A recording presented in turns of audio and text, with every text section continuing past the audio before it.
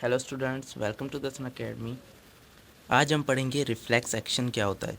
ये reflex action का छोटा सा टॉपिक हमारी बुक के अंदर मौजूद है। इसको आज डिस्कस करते हैं और डिटेल में समझते हैं कि रिफ्लेक्स एक्शन क्या होता है और ये कैसे प्रोसेस होता है। इसके अंदर कौन कौन से न्यूरॉन्स जो है वो इन्वॉल्व होते हैं, ये सारा हम समझेंगे। तो आइए स्टार्ट करते हैं। रिफ्लेक्स एक्शन का मतलब है कोई ऐसा रिस्पॉन्स, कोई ऐसा एक्शन जो कि अचानक से हो जाए और उसके अंदर हमें सोचना ना पड़े।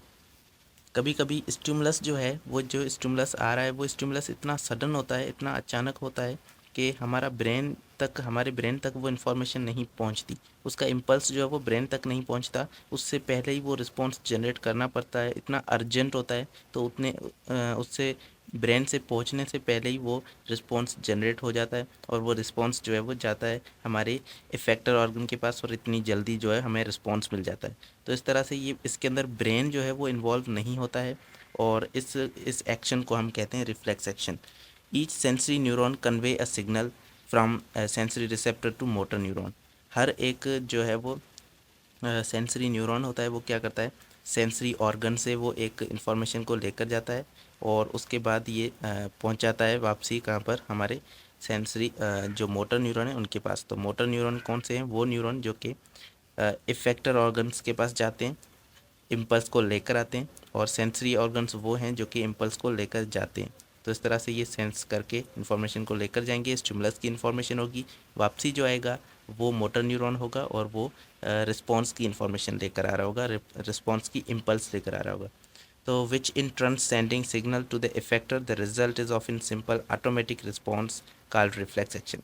इसके अंदर क्या हो रहा है, देखें, हमारे पास जब भी नॉर्मल फंक्शन के अंदर क्या होता है, एक सेंसरी न्यूरॉन होता है जो कि सेंसरी ऑर्गन से इन्फॉर्मेशन को लेकर जाता है ब्रेन के पास। वहाँ पर ब्रेन उसको इंटीग्रेट करता है, उसके बाद एक रिस्पॉन्स जनरेट करता है और वो जाती है, रिस्पॉन्स जो है वो मोटर न्यूरॉन के थ्रू इफेक्टर ऑर्गन के पास जाती है। तो ये हमारे पास सेंसरी न्यूरॉन होता है और ये हमारे पास मोटर न्यूरॉन होता है। तो ये पूरा पाथवे होता है इम्पल्स का। लेकिन रिफ्लेक्स एक्शन के अंदर क्या हो रहा है, यहाँ से सबसे पहले सेंसरी न्यूरॉन के थ्रू इम्पल्स गई है और यहाँ से ब्रेन नहीं है, ब्रेन के पास पहुँची नहीं, उससे पहले ही यहाँ से क्या हो गया, ये मोटर न्यूरॉन से कनेक्टेड है और यहाँ पर जो है वो छोटे से पीरियड के लिए यहाँ पर क्या हो गया, बहुत ही शॉर्टेज पीरियड के लिए यहाँ पर इंटीग्रेशन हुई है, उसके बाद यहाँ से ये रिस्पॉन्स जनरेट हो गया। तो इस तरह से ये सिर्फ सेंसरी और इसके अंदर मोटर न्यूरॉन जो है वो इन्वॉल्व हैं, बाकी बीच में थोड़ा सा पार्ट जो है वो इंटर का इन्वॉल्व हो सकता है। तो इंटीग्रेशन यहाँ पर हो रही है थोड़ी से इंटर न्यूरॉन के पास, लेकिन ये जो है ब्रेन के अंदर मौजूद नहीं है, ब्रेन इसके अंदर इन्वॉल्व नहीं है।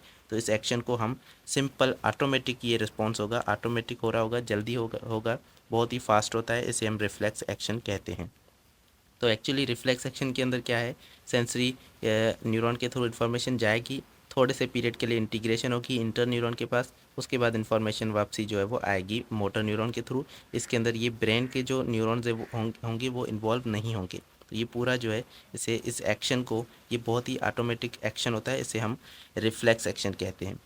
Pathway along with impulse travel through transmitted from a receptor to the effector is called reflex arc। अब रिफ्लेक्स एक्शन के अंदर जो पाथवे बन रहा है वो क्या बन रहा है, सबसे पहले हमारे पास इम्पल्स गई है सेंसरी न्यूरॉन के थ्रू और यहाँ पर इंटीग्रेशन के बाद इम्पल्स आई है मोटर न्यूरॉन के थ्रू।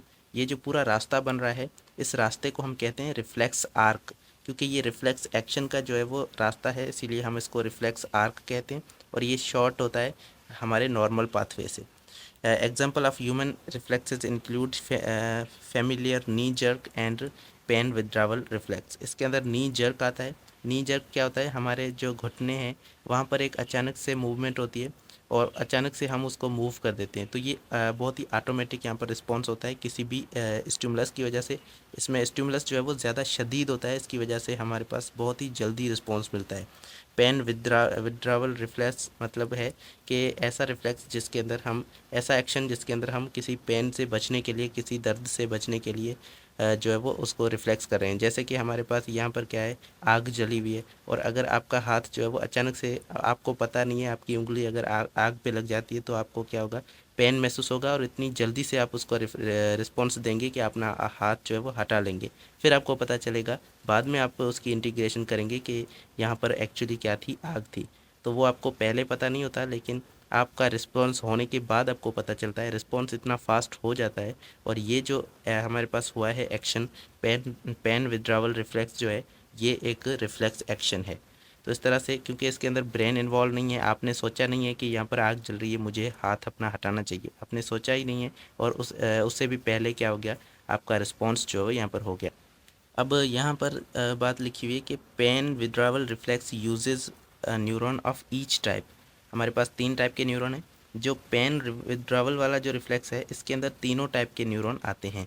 पहले हमारे पास आएगा सेंसरी न्यूरॉन, उसके बाद यहाँ पर इंटर न्यूरॉन जो हमारे पास होगा, वो क्या करेगा, यहाँ पर इंफॉर्मेशन को एनालाइज करेगा। उसके बाद जो है वो सेंसरी न्यूरॉन, मोटर न्यूरॉन के थ्रू इन्फॉर्मेशन जाएगी। तो तीनों तरह के यहाँ पर क्या हो रहे हैं, न्यूरॉन्स यूज़ हो रहे हैं। और तीनों तरह के ये न्यूरॉन, सिर्फ 3 टाइप के ये न्यूरॉन यूज़ हो रहे हैं। ये भी एक रिफ्लेक्स एक्शन है। तो क्योंकि इसके अंदर ब्रेन के जो न्यूरॉन है वो इन्वॉल्व नहीं है, तो इसलिए इसे हम रिफ्लेक्स एक्शन ही कहते हैं। Reflexes that are short do not require the interneurons. यहाँ पर जो रिफ्लेक्सेस हैं, reflexes of this sort do not require interneurons brain. तो यहाँ पर जो इस तरह के रिफ्लेक्सेस हैं, इनके अंदर इंटर न्यूरॉन्स रिक्वायर नहीं होते, इंटर न्यूरॉन्स प्रेजेंट नहीं होते। इंटर न्यूरॉन्स तो प्रेजेंट होते हैं, लेकिन ब्रेन के जो इंटर न्यूरॉन्स हैं वो यहाँ पर प्रेजेंट नहीं होते। अगर देखें, हमारे पास एक तो ब्रेन है, उसके बाद स्पाइनल कॉर्ड है। अब स्पाइनल कॉर्ड के अंदर भी इंटर न्यूरॉन्स मौजूद हैं, और ब्रेन के अंदर भी इंटर न्यूरॉन्स बहुत सारे मौजूद हैं। तो अब जो रिफ्लेक्स एक्शन होगा, उसके अंदर क्या होगा, यहाँ से हमारे पास ये स्पाइनल कॉर्ड है, यहाँ से कोई भी जो है वो आएगा, स्टिमुलस आएगा, और वो एक सिग्नल लेकर आएगा। यहाँ पर जो इंटर न्यूरॉन मौजूद होंगे वो उसको प्रोसेस करके यहीं से ही भेज देंगे। ब्रेन के पास ये नहीं जा रहा है, ये ब्रेन यहाँ पर मौजूद है, तो ब्रेन के पास ये इम्पल्स नहीं जा रही है। तो इस तरह से इसके अंदर ब्रेन के इंटर न्यूरॉन्स मौजूद नहीं है, तो इसीलिए इसके अंदर सिर्फ स्पाइनल कॉर्ड के इंटर न्यूरॉन्स जो है वो प्रेजेंट हैं। तो इसीलिए ये रिफ्लेक्स जो है वो इतनी फास्ट होते हैं, स्पाइनल कॉर्ड से ही ये वापसी आ जाते हैं। तो इस तरह से, although we know that other pathway inform the brain of pricked fingers. तो अगर हमारे पास जो है वो, जैसे कि हमारी उंगली के अंदर लग जाता है, कोई भी सुई वगैरह लग जाती है, तो क्या होता है, हमारी फिंगर के अंदर प्रिक हो जाता है। तो इस तरह से अगर हमारे पास जो है वो यहाँ से ये सिग्नल जा रहा है और वापसी आ रहा है स्पाइनल कॉर्ड से होकर, लेकिन दूसरे भी ऐसे पाथवे होंगे, ऐसे रास्ते होंगे जिसकी वजह से हमारे ब्रेन को भी पता चल जाता है। तो देखें, हमारे पास पहले वो रिस्पॉन्स हो जाता है, लेकिन हमारे ब्रेन को क्या है, बाद में पता चलता है वो चीज़ के क्या हुआ है। रिस्पॉन्स तो पहले ही हो चुका है, अब उसके बाद जो है वो ब्रेन को पता चल जाता है कि क्या हुआ है, वो दूसरे किसी रास्ते से पता चलता है। ये रिफ्लेक्स एक्शन का रास्ता है, ये अलग होता है उससे। तो इस तरह से हमारे पास, अगर आप इस पिक्चर के अंदर देखें, तो सबसे पहले क्या है, यहाँ पर स्टिमुलस है, और यहाँ पर जो स्किन के अंदर रिसेप्टर्स मौजूद हैं उन्होंने डिटेक्ट किया। उसके बाद यहाँ से ये जाएगा एक न्यूरॉन के थ्रू, जो कौन सा होगा, अफेरेंट न्यूरॉन, जिसे हम सेंसरी न्यूरॉन कहते हैं, इसके थ्रू यहाँ से जाएगा और यहाँ पर पहुँचेगा। तो हमारे पास ये स्पाइनल कॉर्ड है। स्पाइनल कॉर्ड का यहाँ पर क्रॉस सेक्शन आपको दिख रहा है, मतलब ये इस तरह से होगी स्पाइनल कॉर्ड। अब इस स्पाइनल कॉर्ड के अंदर यहाँ से क्या होगा, एक इंटर न्यूरॉन जो है, इंटीग्रेशन सेंटर है, इंटर न्यूरॉन है। ये इंटर न्यूरॉन इसको प्रोसेस करेगा, इसको एनालाइज करेगा। उसके बाद ये वापसी जो है यहाँ से जाएगा, और एफेरेंट मोटर न्यूरॉन के थ्रू यहाँ से एक इम्पल्स जाएगी, जो कि यहाँ पे मसल को मिलेगी, और ये मसल जो है वो इस हाथ को मूव करवाएंगे और इस हाथ को यहाँ से हटाएंगे। तो इस तरह से ये हमारे पास एक जो रास्ता बन चुका है, ये रिफ्लेक्स आर्क कहलाता है। और अगर इसके अंदर जो है वो अगर इसमें ब्रेन को पता चल रहा है, तो वो किसी और रास्ते से पता चल रहा होगा, उसके अंदर कुछ और ही न्यूरॉन्स जो है इन्वॉल्व होंगे, और रिसेप्टर भी यहाँ पर कोई और रिसेप्टर होगा। तो इस तरह से ये हमारे पास फंक्शन होगा, और इस पूरे फंक्शन को हम रिफ्लेक्स एक्शन कहते हैं। और इसके अंदर से अच्छे अच्छे एमसीक्यूज़ बन सकते हैं। तो होपफुली आपको ये आज का लेक्चर पसंद आया होगा। नेक्स्ट वीडियो में हम मोस्ट इम्पॉर्टेंट टॉपिक जो है स्टार्ट करने वाले हैं, जो है नर्व इम्पल्स। और नर्व इम्पल्स का हमारे पास ये टॉपिक जो है वो 4 से 5 वीडियोस तक चलेगा। इसमें हम डिफरेंट स्टेजेस को डिटेल में डिस्कस करेंगे। तो मिलते हैं नेक्स्ट वीडियो में, और तब तक के लिए अगर आपने चैनल को सब्सक्राइब नहीं किया तो चैनल को सब्सक्राइब करके बेल आइकन को प्रेस कर दें। मिलते हैं नेक्स्ट वीडियो में। Thank you so much for watching. अल्लाह हाफिज़।